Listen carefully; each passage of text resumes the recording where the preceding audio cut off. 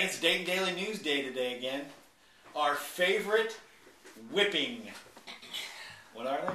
Whipping post? Subject? Well, yes. Whipping subject. You have some issue with the anonymous... It's not just me. It's a whole bunch of people. They've founded a Facebook group to say enough is enough of the anonymous comments.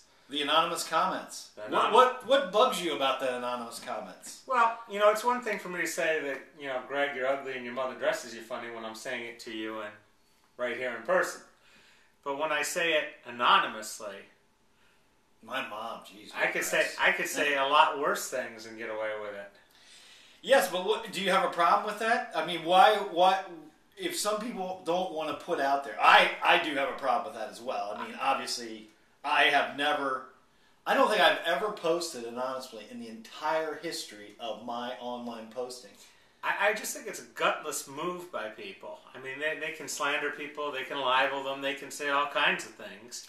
But the Dayton Daily News allows us to go on, and they've allowed it before the online forums with their Speak Up. Well, I kind of like that people can post anonymously. We get sometimes more information that way. Yeah, but who are they protecting, really? Well, they're protecting their own economic interests. Those that speak out lose out economically.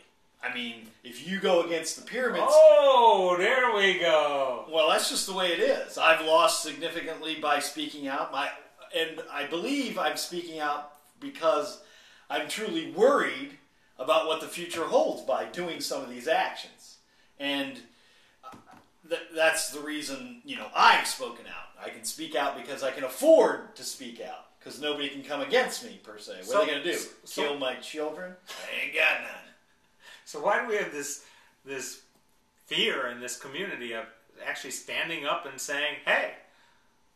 Because they'll take your job. The company store. They'll run you out. That's really the reason. And that probably goes back a long time. It does. Culturally in Dayton. But wasn't some of your anonymous fears that people look online from other communities that are coming in, and you fear that they'll show a certain side of you mean really Maury Povich should film in Dayton, Ohio? Is that what you're saying? Maury Povich does. You are not the father.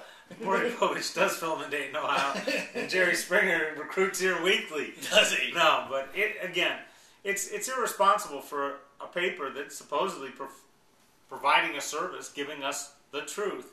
And the other thing is the community is perfectly capable of moderating and taking care of things on their own. Well, there are tools to do that. My problem with the Dayton Daily News is that I think they've lost their First Amendment right to free speech because they will only allow comments on certain posts. On certain articles. On certain articles. So they cut that off. You know, that's kind of a weird way to do things. That also is very strange, and nobody at the Dayton Daily News has bothered to come out and explain why some articles... That's censorship. Well, they're self-censoring. Anytime there's a Bill Goodman Gun and Knife Show article or a gun article, you cannot Wikipedia's had the same problem. They had to cut off all changes and everything to George Bush's and the abortion argument and creationism versus, you know, the whole thing. There are some areas where we just can't be trusted to be adults or to trust science or to, you know, back up the facts. Oh, no. We don't trust science, especially on... Anyway. I'm not going down on that path. But I do think that you probably should have some sort of policy about what things we're going to post on and what things they're not going to allow posts on. And I do find that kind of limiting of free speech. That would be a good start. But I think, again, it wouldn't hurt for people to have to sign in and then have their comments rated. And, you know, the people who are just trolls, people can say, hey, we've had enough of you. However, you know, if you've got something real substantial to say, I think people will back you up. I don't know. I don't think I would regulate it so much, but I would certainly open it up. It's the democracy through technology that you like to talk about. Well, yes, but democracy means, you know, mob rules, and we're a democratic republic. Yeah.